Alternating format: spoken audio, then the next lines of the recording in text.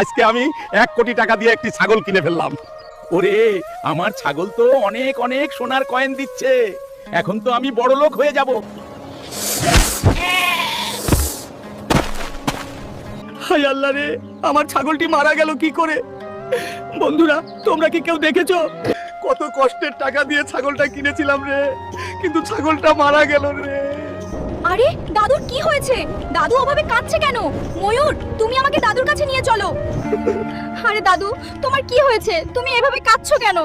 আমি অনেক কষ্ট করে একটি ছাগল কিনেছিলাম, কিন্তু এখন দেখি সেই ছাগলটা মরে নীল হয়ে গেছে। দাদু, তুমি কান্না করো না, তুমি এখানে দাঁড়াও, আমি এক্ষুনি আসছি।